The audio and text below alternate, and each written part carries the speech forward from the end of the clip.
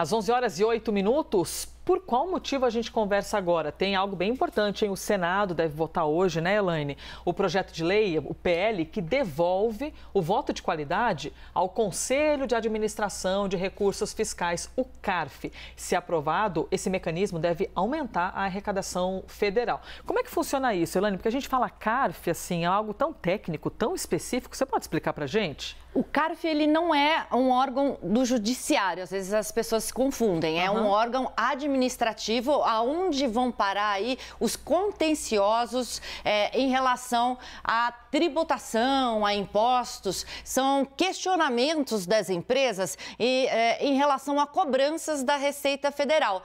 E a votação, a volta do voto de qualidade no CARF é hoje a maior aposta de arrecadação do governo para meta de zerar o déficit no ano que vem, de equilibrar o orçamento. A estimativa do governo é voltar a conseguir arrecadar aí cerca de 60 bilhões de reais, que era o que se arrecadava no ano passado. Alguns economistas com quem eu falei acham que é muito ambiciosa essa meta, que não chega em 60, que chega na metade disso, mas enfim, de qualquer maneira, essa meta ambiciosa é vista como positiva, porque mostra o empenho do Ministério da Fazenda em aprovar medidas para aumentar a arrecadação.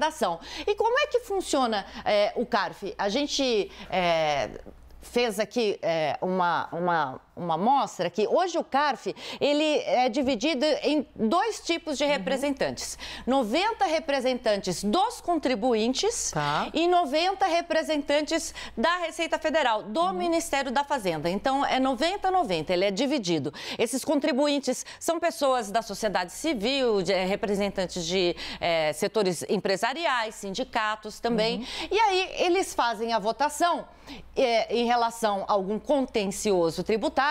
E se dá empate, entre 2020 e o fim do ano passado, se desse empate, não tinha questionamento, era a favor do contribuinte. A volta do voto de qualidade quer dizer que quem vai dar o voto de desempate é o governo.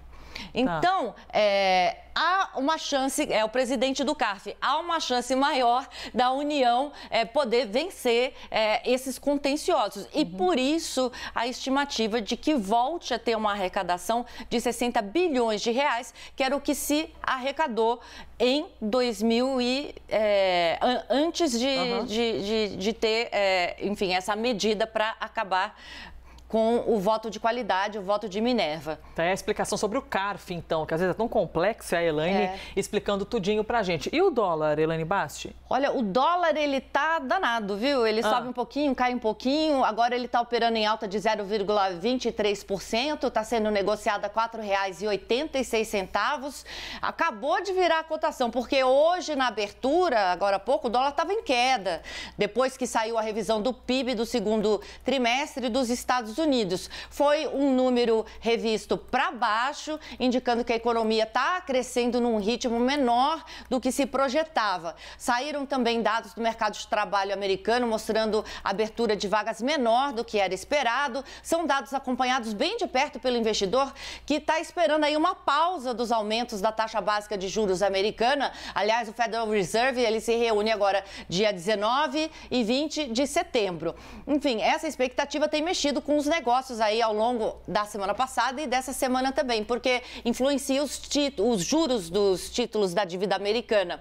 Quando esses juros caem, o dólar também enfraquece. Quando esses juros sobem, o dólar se fortalece. Aqui no cenário interno, a gente está acompanhando aí de perto, né, os investidores de perto, as pautas do governo aí que estão sendo votadas no Congresso, como, por exemplo, essa do CARF, que é extremamente importante para a gente conseguir atingir a meta de déficit zero para o ano que vem. Os investidores ficam assim, né, desconfiados para ver o que vai acontecer nessas decisões. Obrigada, Elaine. Obrigada.